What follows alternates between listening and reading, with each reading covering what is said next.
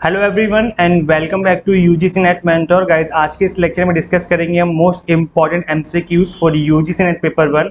This is class number 6। इससे पहले 5 क्लासें ऑलरेडी हो चुकी हैं इंपॉर्टेंट एमसीक्यूज प्रैक्टिस सीरीज की। अभी तक नहीं देखा तो देख लेना। इस कंप्लीट सीरीज की प्लेलिस्ट का लिंक जो है मैं आपको इसी वीडियो के डिस्क्रिप्शन बॉक्स में प्रोवाइड कर दूंगा और कमेंट बॉक्स में भी पिन कर दूंगा सो दैट आप इन सभी क्लासेस को देख लें। चलिए गाइस कंटिन्यू करते हैं और दिस इज अबाउट मी, जैसे कि आप सभी को पता होगा। एंड गाइस अभी तक चैनल को सब्सक्राइब नहीं किया है सो मेक श्योर आप इस चैनल को सब्सक्राइब कर लें, साथ ही बेल आइकन प्रेस कर लें ताकि आप हमारे जितने भी फ्यूचर में वीडियोस हैं उनको मिस ना करें। आप टेलीग्राम ग्रुप भी ज्वाइन कर सकते हैं guys and UGC NET mentor के नाम से आप हमें इंस्टाग्राम पे भी फॉलो कर सकते हैं। Okay so guys first question आपकी स्क्रीन पे, इससे पहले मैं बता दूं क्लास नंबर 4th 5th इस तरीके से जो है कंप्लीट सीरीज जो है बना चुका हूं मैं एमसीक्यूज की। कंप्लीट प्लेलिस्ट का लिंक मैं प्रोवाइड करा दूंगा आपको इसी वीडियो के डिस्क्रिप्शन बॉक्स में, तो देख लेना। आज हमारी क्लास नंबर 6 है।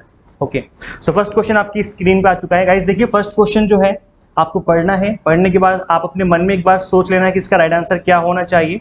देन उसके बाद मैं आपको यहाँ पे बताऊंगा कि राइट आंसर क्या होगा। आफ्टर वॉचिंग कंप्लीट लेक्चर आप बताना कि आपके क्वेश्चन कितने ठीक निकले, आउट ऑफ कितने। ठीक है okay so guys first question क्या है, which of the following pollutant is the major cause of respiratory disease. Guys देखिए अगर हम बात करें यूजीसी नेट एग्जाम की तो पर्टिकुलरली यूजीसी नेट एग्जाम में मोस्ट ऑफ द टाइम जो क्वेश्चन बनता है आपका एयर पॉल्यूशन से, वो यही बनता है कि किस तरह की जो डिसीज है वो किस तरह के पॉल्यूटेंट से होती है। तो इस तरह के जो क्वेश्चन आप अच्छे से प्रिपेयर कर लो, बिकॉज 99% मैं चांस बता रहा हूं कि अगर एयर पॉल्यूशन से क्वेश्चन बना तो वो इसी टॉपिक से बनेगा जहां पर डिसीज और विद द पॉल्यूटेंट कि किस पॉल्यूटेंट से कौन सी डिसीज फैलती है। आप इसको याद कर लो, आपका क्वेश्चन एकदम सही हो जाएगा अगर यहाँ से क्वेश्चन बनेगा तो। सो गाइस यहाँ पर आप देखिए फर्स्ट ऑप्शन आपका volatile organic compound, suspended fine particles, nitrogen oxide and carbon monoxide. Hindi वाले स्टूडेंट्स आप लोग पढ़ लीजिए जल्दी से फटाफट से और देखिए अपने मन में ट्राई कीजिए कि राइट आंसर क्या होना चाहिए। गाइस इस क्वेश्चन का राइट आंसर हो जाएगा suspended fine particles. Nitrogen oxide भी रिलेटेड है आपकी रेस्पिरेटरी डिसीज से, लेकिन अगर ऑप्शन में दोनों गिवन है तो उस केस में फाइन पार्टिकल्स होगा, बिकॉज यहां से मोस्ट ऑफ द केसेस निकलते हैं किस चीज के, रेस्पिरेटरी डिसीज के। सो यहाँ पर राइट आंसर क्या हो जाएगा, ऑप्शन नंबर 2। सो थोड़ा सा समझ लेते हैं इसके बारे में। Exposure to fine particles can cause short term health effect such as eye, nose, throat and lung irritation. Coughing हो सकती है, खांसी हो जाएगी आपको, स्नीजिंग हो जाएगा, छींक आना स्टार्ट हो जाएगी, runny nose and shortness of breath, सांस लेना मुश्किल हो जाएगा। Exposure to fine particles can also affect lung function and worsen medical condition such as asthma and heart disease. तो यहाँ तक कि आपको अस्थमा और हृदय रोग तक की जो प्रॉब्लम है वो भी हो सकती है। तो सांस लेने में प्रॉब्लम क्रिएट होती है जिसकी वजह से अस्थमा और हृदय रोग भी डेवलप हो सकते हैं विद द टाइम। तो जो सस्पेंडेड फाइन पार्टिकल्स है काफी डेंजरस होते हैं हमारे रेस्पिरेटरी सिस्टम के लिए। नेक्स्ट क्वेश्चन आपकी स्क्रीन पे आ चुका है, among the following fuels of energy which is the most environment friendly. यहाँ पर जो फ्यूल्स गिवन है इसमें से सबसे ज्यादा एनवायरमेंट फ्रेंडली कौन सा फ्यूल है इसमें आपका, ऊर्जा के निम्नलिखित ईंधनों में से कौन सबसे अधिक पर्यावरण अनुकूल है। Hydrogen, ethanol, biogas and CNG. Guys at present आप लोग सीएनजी से बहुत ही ज़्यादा अवेयर हो, बिकॉज इस टाइम पर सीएनजी की बस चल रही है, सीएनजी की कार चल रही है, ऑटो चल रहे हैं, ज़्यादातर सीएनजी यूज हो रहा है बिकॉज काफ़ी ज़्यादा इन्वायरमेंट फ्रेंडली है सीएनजी। लेकिन इससे भी ज़्यादा इन्वायरमेंट फ्रेंडली एक चीज़ और होती है, that is hydrogen. Option number 1 is the right answer. अब आपके मन में क्वेश्चन आ रहा होगा कि सर जब हाइड्रोजन इतना ज़्यादा इन्वायरमेंट फ्रेंडली है जो कि सीएनजी से भी बेटर माना जाता है, तो ऐसे में हाइड्रोजन गैस को यूज़ क्यों नहीं किया जाता है एनर्जी के लिए। तो गैस इसका रीज़न ये है कि काफ़ी ज़्यादा कॉस्टली होता है, टाइम कंज्यूमिंग बहुत ज़्यादा होता है। मैं आपको बता देता हूँ, hydrogen is not easily available and cost of production is high unlike other gases. Hydrogen is not readily available in the atmosphere, इसको हमें ठीक करना पड़ता है, प्रोसेस करना पड़ता है। It requires process like electrolysis of water for its production. This is a very costly process and time consuming. तो यहाँ पर एक बहुत महंगी प्रक्रिया भी है और समय लेने वाला कंप्लीट एक तरीके से बहुत बड़ा प्रोसेस है। तो घरेलू ईंधन के रूप में इसका जो है यूज़ नहीं किया जाता, बिकॉज मैंने आपको बता दिया है कि सीएनजी के कंपैरिजन में काफ़ी महंगा होता है, बिकॉज टाइम कंज्यूमिंग है। इस वजह से ज़्यादा लेबर की रिक्वायरमेंट होती है, ज़्यादा मशीनों की रिक्वायरमेंट होती है और इस वजह से जो है इसको डोमेस्टिक लेवल पर यूज़ नहीं किया जाता। सीएनजी ज़्यादातर यूज़ किया जाता है। Hydrogen is considered an alternate fuel under the energy policy act 1992। तो हमारे इंडिया में जो हमारी एनर्जी पॉलिसी एक्ट बना था, इसमें एक ऑल्टरनेट फ्यूल के तौर पे इसको देखा गया है। The interest in hydrogen as an alternate transportation fuel stems from its ability to power fuel cell in zero emission vehicle. Guys इस टाइम पर एट प्रेजेंट अगर हम बात करें तो अभी दो तीन दिन पहले की न्यूज़ है कि पावर फ्यूल सेल बनाने के लिए जो कि हाइड्रोजन से बनेंगे, हाइड्रोजन का यूज़ किया जाएगा वहाँ पर, इसके ऊपर बहुत ही बड़े लेवल पे जो है इन्वेस्टमेंट करने को लोग रेडी हो रहे हैं और इसके ऊपर जो रिसर्च एंड डेवलपमेंट उसको बहुत सारे पैसे लगाए जा रहे हैं। जल्दी हमें कुछ गुड न्यूज़ देखने को मिलेगी जहाँ पर हाइड्रोजन का यूज़ किया जा सकेगा और यहाँ पर कॉस्ट भी कम आएगी। Its potential for domestic production and the fuel cell fast filling time and high efficiency. तो अगर टाइम कम लगे इसका प्रोडक्शन में तो ऑब्वियस सी बात है फिर आपका कॉस्ट भी कम हो जाएगी। तो अगर इस तरीके से कोई चीज़ होती है फ्यूचर में तो डेफिनेटली हमारे इन्वायरमेंट के लिए बहुत अच्छा होगा और एट द सेम टाइम अगर हमारे ट्रांसपोर्टेशन सिस्टम की बात करें तो वहाँ पर भी इसका यूज़ जो है काफ़ी बड़े लेवल पे किया जाएगा, जो कि एक बहुत ही अच्छी बात है। तो ये बहुत सही रहेगा आने वाले टाइम में। The problem with hydrogen is that producing it is far from environment friendly and storing it in fuel tank is extremely hazardous. तो गाइज यहाँ पर इसको स्टोर करना इस टाइम पर एट प्रेजेंट काफ़ी हजार्डियस है, मतलब काफ़ी खतरनाक हो सकता है, इसलिए और जो है इसका घरेलू यूज़ नहीं होता। नेक्स्ट क्वेश्चन आपकी स्क्रीन पे गाइज, ये आपका प्रीवियस ईयर का क्वेश्चन है, ये आपके एग्जाम में आया हुआ क्वेश्चन है। क्वेश्चन है which of the following domain is used for profit business. Profit business के लिए इसमें से कौन सा डोमेन जो है वो यूज किया जाता है? निम्नलिखित में से किस डोमेन का उपयोग लाभ व्यवसायों के लिए किया जाता है? .com, .org, .net और .edu। तो गाइज देखिए यहाँ पर मैक्सिमम स्टूडेंट्स इस क्वेश्चन का आंसर जानते होंगे। That is .com is the main domain जिसको कि प्रॉफिट ऑर्गेनाइजेशन के लिए, प्रॉफिट बिजनेस के लिए स्टार्ट किया जाता है। इसके अलावा अब ऐसी कोई मतलब हार्डकोर कोई ऐसा कोई रूल्स एंड रेगुलेशन नहीं है कि अगर आपने .net ले लिया तो इसका मतलब है कि आप अपना प्रॉफिट नहीं कमा सकते या फिर कोई ऐसा काम नहीं कर सकते, ऐसा कुछ नहीं है। लेकिन .com जो है इसको बहुत ही ज़्यादा स्टैंडर्ड माना जाता है प्रॉफिट बिजनेस के लिए और .com जो है इसको एक तरीके से टॉप लेवल डोमेन माना जाता है। तो इसलिए जो प्रॉफिट अर्न करने वाले बिजनेसेस होते हैं वो .com जो है प्रेफर करते हैं। आपको पता है .org मतलब होता है ऑर्गेनाइजेशन से रिलेटेड, जैसे WHO एक ऑर्गेनाइजेशन है इस तरीके से। .edu का मतलब है कि एजुकेशन से रिलेटेड कोई यूनिवर्सिटी है, कोई कॉलेज है या फिर कोई संस्थान है ऑनलाइन या ऑफलाइन। .net का भी यूज होता है लेकिन प्रॉफिट लेवल के लिए बहुत कम यूज किया जाता है .net। सो राइट आंसर क्या हो जाएगा? .com। So .com is use for profit making business like फ्लिपकार्ट.com, मिंत्रा.com। आपने देखा होगा सारे के सारे क्या है? .com है, मतलब दे आर द बिजनेस जो कि प्रॉफिट अर्न करने के लिए ही बनाए गए थे। स्टार्टिंग उनका मोटिव ही यही था। नेक्स्ट क्वेश्चन आपकी स्क्रीन पे, what is the name for a web page address. Web page address का नाम, एड्रेस क्या होता है इसमें? सो गाइज एक URL वेब पेज को शो करता है एक एड्रेस के तौर पे, एक डोमेन शो करता है, एक डायरेक्टरी, फिर एक प्रोटोकॉल है। URL, डोमेन, निर्देशिका और प्रोटोकॉल, इसका राइट आंसर क्या होना चाहिए आपके अकॉर्डिंग? सो गाइज अब देखिए आप लोग मैक्सिमम स्टूडेंट्स URL और डोमेन में ही कंफ्यूज होंगे। आई थिंक डायरेक्टरी और प्रोटोकॉल तो आपको मुझे पक्का पता है कि आपको पहले ही पता चल गया होगा कि इसका आंसर जो है वो ये नहीं हो सकता। सो URL डोमेन में से क्या इसका राइट आंसर होना चाहिए? देखिए गाइस इस क्वेश्चन का राइट आंसर हो जाएगा URL। अब URL क्या होता है एक बार मैं इसको समझा देता हूँ। URL की फुल फॉर्म पहले तो आप लोग याद कर लीजिए, बिकॉज एग्जाम में कई बार URL की फुल फॉर्म ही पूछ ली जाती है। तो full form is universal resource locator. मैंने आप लोगों को एक PDF प्रोवाइड की थी जिसमें मैंने आपको बताया था कि किस तरीके से आपको ये जो ICT की फुल फॉर्म है उनको याद करना है। ICT की जितनी भी इंपॉर्टेंट फुल फॉर्म है इनको मैंने इस PDF में डाला हुआ है। अभी तक आपने इस PDF को डाउनलोड नहीं किया तो कर लेना, ये मेरी एंड्रॉइड ऐप में कंप्लीटली फ्री ऑफ कॉस्ट आपको मिल जाएंगी। और प्रीवियस ईयर की कट ऑफ जो निकली थी 2020 की, 2021 की, ये सारी कट ऑफ वाली PDF भी मेरी ऐप में फ्री में अवेलेबल है। इसके अलावा गाइस आपको प्रीवियस ईयर के पेपर मिल जाएंगे मेरी ऐप में फ्री में।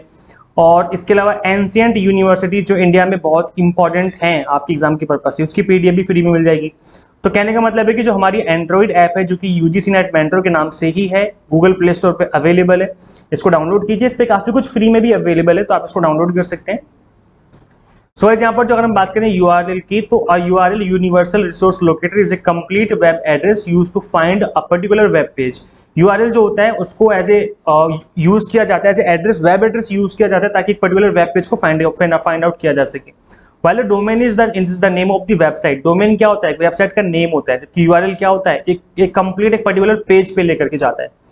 तो गाइज यहाँ पर आप इस तरीके से समझ सकते हैं कि डोमेन क्या है। डोमेन का मतलब हो गया, जैसे सपोज करो एग्जांपल के तौर पे आप नोएडा में रहते हो, NOIDA नोएडा, तो ये नोएडा क्या है? Noida is your domain. लेकिन URL क्या है? URL का मतलब हो गया बिल्कुल स्पेसिफिक। तो अगर आप आगे ये लगा दो 24/2 62 सेक्टर नोएडा, इस तरीके से लगा दूं तो अब ये क्या होगा, दिस इज द स्पेसिफिक, ये आपके बिल्कुल घर पे लेके जाएगा एड्रेस, लेकिन ये वाला जो एड्रेस वो आपको घर पे लेकर के नहीं जाएगा, ये बिल्कुल आपको वहीं लेके जाएगा जहां पे आप जाना चाहते हो। तो ये उसी को बोलेंगे यूआरएल। तो यूआरएल का मतलब क्या है, जो बिल्कुल स्पेसिफिक पेज पे लेकर के जाए आपको। जैसे यहाँ पर देखेंगे आप, एक वेबसाइट है kinsta.com, तो ये क्या है, दिस इज डोमेन, इसको क्या बोला जाएगा, इसको डोमेन कहा जाएगा। लेकिन आगे HTTPS लिखा हुआ है, HTTP की फुल फॉर्म भी याद कर लो guys, this is hypertext transfer protocol. दोबारा सुनो, हाइपर टेक्स्ट ट्रांसफर प्रोटोकॉल, इसकी फुल फॉर्म भी याद कर लो, ये भी इंपॉर्टेंट है। आगे एस का मतलब है कि जो ये वेबसाइट है दिस इज सिक्योर, ये सिक्योर वेबसाइट है, इस पे कोई जो है हैक नहीं कर सकता इस वेबसाइट को। और अगर एस नहीं लगा हुआ है, केवल HTTP है, तो उस केस में इस वेबसाइट को हैक किया जा सकता है। आपने आए दिन न्यूज सुनते होगे कि हैक हो गई, वेबसाइट हैक हो गई, तो उनके यहाँ पर इस यूआरएल में जो है वो SSL सर्टिफिकेट होता है, SSL सर्टिफिकेट लेना पड़ता है, वो ले लोगे तो आपके यहाँ पर एस लग जाएगा, और फिर जो है आपकी वेबसाइट को हैकर हैक नहीं कर पाएंगे। और अगर एस नहीं लगाओगे अपनी वेबसाइट में तो आपकी वेबसाइट को हैकर हैक कर लेंगे। अब दिस इज kinsta.com, अगर इतने की बात करें तो गाइस ये क्या है, एक तरीके से डोमेन है। अब इसके अगर हम एक ऐसे स्लैश लगा करके व्हाट इज यूआरएल करके कर दें तो वो क्या है, एक कंप्लीट यूआरएल हो जाएगा, दिस इज कंप्लीट यूआरएल।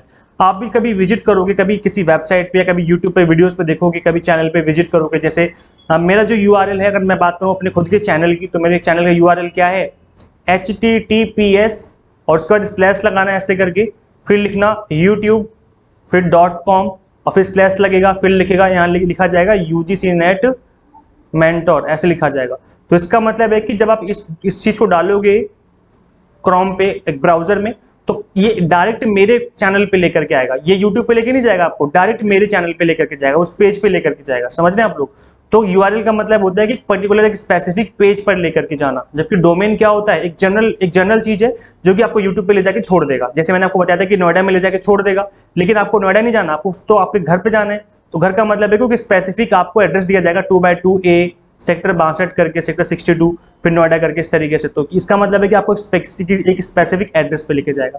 तो this is like URL. I hope आपको समझ में आ गया होगा गाइस। इसी तरीके से मैंने आपको यहाँ पर कंप्लीट जो है क्रैश कोर्स में भी इस तरीके से पढ़ाया हुआ, आप चाहें तो क्रैश कोर्स भी ज्वाइन कर सकते हैं, मैं बता दूंगा अभी थोड़ी देर में। नेक्स्ट क्वेश्चन है, who among the following can be removed by the president without parliament resolution. Without parliament resolution लिए किसको रिमूव कर सकता है हमारा प्रेसिडेंट। ये भी आपका प्रीवियस ईयर का क्वेश्चन है गाइस। तो देखिए, कंप्ट्रोलर ऑडिटर जनरल को रिमूव नहीं किया जा सकता, हाई कोर्ट के जज को भी रिमूव नहीं किया जा सकता, चीफ इलेक्शन कमिश्नर को भी रिमूव नहीं किया जा सकता, बिकॉज दीज आर ऑटोनॉमीज बॉडी। ये आपकी ऑटोनॉमी बॉडी होती है चीफ इलेक्शन कमिश्नर, ये ऑटोनॉमी बॉडी है, मतलब अलग बॉडी, गवर्नमेंट से अलग है ये, इस पे उनका जोर नहीं चलेगा। कंप्ट्रोलर ऑडिटर जनरल ये भी एक अलग बॉडी है, और जो हमारे कोर्ट होते हैं ये भी गवर्नमेंट से अलग बॉडी रहती है, गवर्नमेंट का इस पर कोई डायरेक्ट इन्वॉल्वमेंट नहीं होता। अब यहाँ पर राइट आंसर क्या हो जाएगा, governor of A state. State के गवर्नर को रिमूव कर सकता है हमारा प्रेसिडेंट विदाउट रेजोल्यूशन, पार्लियामेंट में विदाउट रेजोल्यूशन के बिना राष्ट्रपति द्वारा हटाया जा सकता है डायरेक्ट। तो यहाँ पर गाइज आपको थोड़ा सा मैं और डिटेल में समझा देता हूँ इसके बारे में। That is, there is no provision for impeaching the governor by the state legislature. Indeed, if the governor misbehave or act in a manner against the interest of the people of the state, मतलब governor को तब तक नहीं हटाया जाएगा जब तक कि वो कुछ गलत ना कर रहा हो। जैसे कोई हमारे देश के खिलाफ या हमारे इस राज्य के खिलाफ कुछ गलत सलत काम करना स्टार्ट कर दे, या anything except perhaps complaint to the president, मतलब कोई भी ऐसा जो कि गलत हो हमारे संविधान से रिलेटेड, हमारे देश से रिलेटेड, तो उसको हटा दिया जाएगा। इसके अलावा गाइस यहाँ पर जो जज होते हैं हाई कोर्ट के, उनको तब हटाया जाएगा जब पार्लियामेंट में एक मोशन पास किया जाएगा जिसमें 2/3 मेजोरिटी होनी जरूरी है, and the voting both the house, याद रखना both the house, Lok Sabha Rajya Sabha दोनों के अंदर 2/3 मेजोरिटी होनी जरूरी है, तब जो है प्रेसिडेंट हाई कोर्ट के किसी जज को हटा सकता है, तब तक नहीं हटा सकता। इसके बाद चीफ इलेक्शन कमिश्नर जो है वो भी रिमूव किया जा सकता है on the basis of resolution pass to the effect of both the house. यहाँ पर भी बोथ द हाउस की रिक्वायरमेंट रहेगी, वो भी 2/3 मेजोरिटी के साथ, सेम प्रोसेस है यहाँ पर, लोकसभा राज्यसभा दोनों में 2/3 मेजोरिटी की यहाँ पर रिक्वायरमेंट रहेगी। और यहाँ पर अगर मिसबिहेवियर करता है हमारा चीफ इलेक्शन कमिश्नर, या इनकैपेसिटी हो जाती है, मतलब पागल हो जाए या फिर कुछ इस तरीके से हो जाए, इनकैपेसिटी हो जाए, दिमाग में प्रॉब्लम हो जाए, तो उस केस में जो है इसको हटा दिया जाएगा। नहीं तो ऐसे हटाया नहीं जाता, नॉर्मली कोई बड़ी चीज होती है तभी हटाया जाता है। कंप्ट्रोलर एंड ऑडिटर जनरल जो होते हैं हमारे इंडिया में, जो कि ऑडिट करते हैं गवर्नमेंट का, गवर्नमेंट कंपनीज का या प्राइवेट कंपनीज का, इनको भी अचानक से नहीं हटाया जा सकता। यहाँ पर भी सेम चीज है, और यहाँ general shall only be removed from office in like manner and on like grounds as a जज of the Supreme Court. Supreme Court के जज जिस तरीके से हटाए जाते हैं, मतलब एक तरीके से आपका जो पार्लियामेंट है उसका एक मेजोरिटी हासिल होनी जरूरी है, तभी जा करके कंप्यूटर एडिटर को जनरल को हटाया जा सकता है, अदरवाइज इसको हटाया नहीं जा सकता। तो इसलिए जो है एक तरीके से गवर्नमेंट से अलग बॉडी होती है, इसी वजह से इनको थोड़ा सा ज़्यादा टाइम लगता है इनको हटाने में। अदरवाइज गवर्नर जो होते हैं उनको तो इंस्टेंटली हटाया जा सकता है immediately without any parliament process. I hope आपको समझ में आ गया होगा। अब गाइस इसी तरीके से मैंने अपना कंप्लीट कोर्स में पढ़ाया हुआ है, आप चाहे तो UGC NET mentor Android app install कर सकते हैं। इस ऐप का लिंक मैं आपको इस वीडियो के description box and comment box में दे दूंगा। अब देखिए यहाँ पर मैंने मैथमेटिकल रीजनिंग है और रिसर्च एप्टीट्यूड, ऐसे बहुत सारे जो टफ टॉपिक हैं, इन सभी टॉपिक्स को बहुत ईजी वे में एक टॉपिक वाइज लेक्चर वाइज जो है अच्छे से एक्सप्लेन किया हुआ है। आप देखेंगे टेस्ट वगैरह भी अच्छे से बना रखे हैं ताकि आप प्रैक्टिस कर सकें। तो मॉक टेस्ट भी आपको अवेलेबल हो जाएंगे 95 अराउंड। आप देखेंगे अलग अलग टॉपिक के अलग अलग जो लेक्चर्स हैं यहाँ पर PDF फॉर्मेट में नोट्स भी हैं ताकि आप डाउनलोड करके बाद में भी रिवाइज कर सकें, प्रिंट आउट भी निकाल सकें। तो पेपर 1 ऑलरेडी अवेलेबल हो चुका है, कॉमर्स भी अवेलेबल हो चुका है, मैनेजमेंट जल्दी आपको अवेलेबल हो जाएगा। Content complete English medium Hindi medium दोनों में है। NTA जिस तरीके से क्वेश्चन पूछता है इस तरीके से चीज़ों को कवर किया हुआ है यहाँ पर। 95 मॉक टेस्ट ताकि आप प्रैक्टिस कर सकें, because practice makes a man perfect. And PDF format में नोट्स हैं ताकि आप डाउनलोड करके इनको पढ़ सकें, खुद से भी रिवाइज कर सकें चीज़ों को। सो गाइज फिर इस वीडियो में इतना ही। आप हमें यूजीसी नेट मेंटर के नाम से इंस्टाग्राम पे फॉलो कर लेना। टेलीग्राम ग्रुप ज्वाइन नहीं किया तो फटाफट से कर लो, और वीडियो को शेयर नहीं करते तो यार कर दिया करो। जितने भी ग्रुप वगैरह में आप लोग ज्वाइन हो सब में शेयर कर दो वीडियोस। ये वीडियोस तो काफी सभी के काम आने वाली है ना, आपके सभी फ्रेंड्स के काम आएंगी। काफी इंपॉर्टेंट वीडियोस है जिसमें मैं MCQs एक्सप्लेन कर रहा हूँ अच्छे से। सो गाइज फिर इस लेक्चर में इतना ही। Thank you so much for watching this class. मिलते हैं फिर नेक्स्ट क्लास में। Till then keep watching UGC NET mentor. Thank you so much.